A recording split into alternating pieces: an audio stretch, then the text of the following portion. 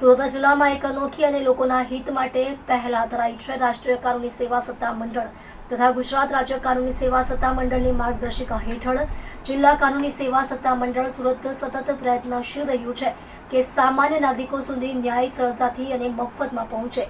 એ જ પ્રયત્નનો એક સુંદર ભાગ છે વીજ મોબાઈલ લોક અદાલત. કોસળ આવાસ મળે અનેક પરિવારો વર્ષોથી તેમના વીજ બિલના બાકી નાણાં અને વધેલા વ્યાજના કારણે મુશ્કેલીઓ અનુભવી રહ્યા હતા. આવા અનેક કેસો કોર્ટમાં લાંબા સમયથી પેન્ડિંગ હતા અને લોકો કોર્ટના ચક્કર, ખર્ચ અને સમયની ચિંતા વચ્ચે સમસ્યાઓ ઉકેલી શકતા ન હતા. પરંતુ હવે આ તમામ લોકોને એક સોનેરી તક મળી છે. માન્ય મુખ્ય જિલ્લા ન્યાયાધીશ શ્રી R.A. ત્રિવેદી સાહેબના માર્ગદર્શન હેઠળ સુરત મ્યુનિસિપલ કોર્પોરેશન અને DGVCL સાથેના સંકલનથી 9/12/2025ના રોજ સવારે 8:30 કલાકે કોસાડ મુકામે મોબાઈલ લોક અદાલતનું પ્રી કન્સિલેશન સેશન યોજાઈ રહ્યું છે. આ સેશનમાં કોર્ટમાં ચાલી રહેલા વીજ બિલના જૂના કેસોને ઝડપી ઉકેલવા માટે અગત્યનો નિર્ણય લેવાયો છે. વીજ બિલના બાકી વ્યાજની સંપૂર્ણ માફી રહેવાશે. ફક્ત મૂળ બાકી રકમ જ ભરવાની રહેશે અને તેમનો કેસ તાત્કાલિક નિકાલ થઈ શકશે. નાગરિકો માટે આ માત્ર આર્થિક રાહત નથી, પણ કોર્ટના ચક્કરમાંથી છુટકારો મેળવવાની સોનાની તક છે. વર્ષોથી ખાલી પડેલા તણાવમાંથી બહાર આવવાની અને નવી શરૂઆત કરવાની વાત છે. આવી મોબાઈલ લોક અદાલત ખાસ કરીને દિવ્યાંગ નાગરિકો, વરિષ્ઠ નાગરિકો અને રોજિંદા મહેનતકશ લોકો માટે આશીર્વાદ સમાન છે. કારણ કે ઘણા લોકોને કોર્ટ સુધી પહોંચવું મુશ્કેલ રહે છે, તો કાનૂની સેવા હવે લોકોની બારી પર આવી છે. આ સાચા અર્થમાં એસેન્સિબલ જસ્ટિસનું જીવંત ઉદાહરણ છે.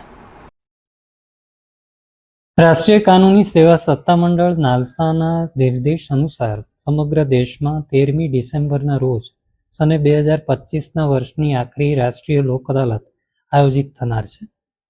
ગુજરાત રાજ્ય કાનૂની સેવા સત્તામંડળની અનુસરામાં સુરત જિલ્લાની તમામ અદાલતો, જિલ્લા મુખ્યાલય અને તાલુકામાં પણ આ લોક અદાલતનું આયોજન થનાર છે.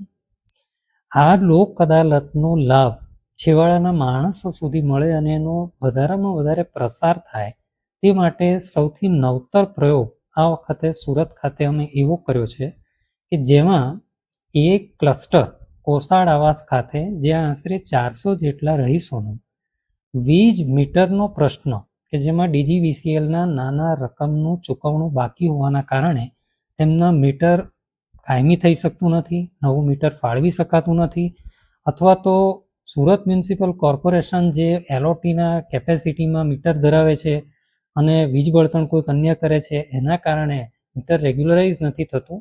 આવા પ્રશ્ન માટે અમે DGVCLને સાથે રાખીને, SMCને સાથે રાખીને, જિલ્લા કાનૂની સેવા સત્તામંડળ સાથે રાખીને અને લોકલ ઓથોરિટીના તમામના સંપૂર્ણ સહયોગ સાથે એક મોબાઈલ લોક અદાલત આ તાલુકામાં જઈ અને આયોજિત કરવાના છે, જેમાં સુરત જિલ્લા ખાતે દાખલ કરવામાં આવેલ લગભગ 300 જેટલા કેસ કે જે વીજળી બળતણના ચૂકવણી માટેના છે, તેમાં જે ગ્રાહક છે તેને બોલાવી અને જો તે નાણાં ભરવા તૈયાર થતો હોય, DGVCL અન્ય ખરાઈ કરી અને જો એ ચૂકવણું લઈ લે તો આ કેસનો જ પૂરું નહીં થાય, પણ એના મીટરના પણ જે પ્રશ્ન છે ત્યાં સ્થળ પર જ એનો હલ આવી શકે તેવો પ્રયાસ કરવામાં આવશે.